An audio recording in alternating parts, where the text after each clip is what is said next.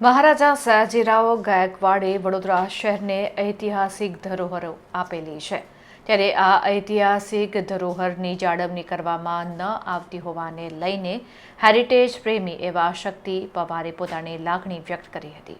વડોદરા શહેરમાં મહારાજા સયાજીરાવ ગાયકવાડની ઐતિહાસિક ઇમારત જે કાલાઘોડા પાસે આવેલી છે। કાલાઘોડા પાસે આવેલ હેરિટેજ છત્ર બનાવવામાં આવ્યું હતું, જેને આજે વર્ષો વીતી ગયા, પરંતુ વડોદરા શહેર માટે મહારાજા સયાજીરાવ ગાયકવાડે આવેલી ધરોહરની કાળજી કોઈ રાખી શકતું નથી। છેલ્લા ઘણા સમયથી વિશ્વામિત્રી તટ પાસે ઐતિહાસિક ઇમારતને નુકસાન પણ થઈ રહ્યું છે। વડોદરા શહેરની ઐતિહાસિક ઇમારતોની જાળવણી કરવામાં આવતી નથી, જેને લઈને શક્તિ પવાર હેરિટેજ પ્રેમીએ આજે જેની દુર્દશા જોઈને લાગણી પોતાની વ્યક્ત કરી હતી।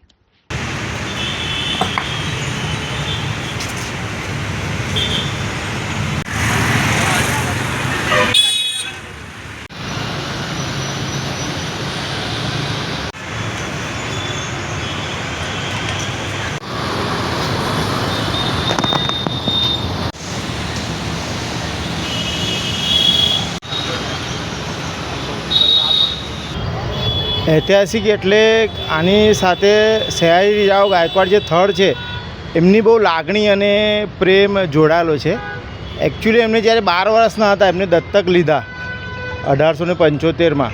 પછી એમના જે ઓરિજિનલ ફાધર હતા તો એમના ઓરિજિનલ ફાધરની યાદમાં એમને આ છત્રી બનાવેલી છે, અને સામે જોશો તો એમની મધરના યાદમાં બનાવેલી, પણ પછી આગળ એનું કંઈ ડેવલપ ના પણ અહીંયા એમની ઓરિજિનલ ફાધર છે ને એમની યાદમાં છત્રી બનાવેલી છે।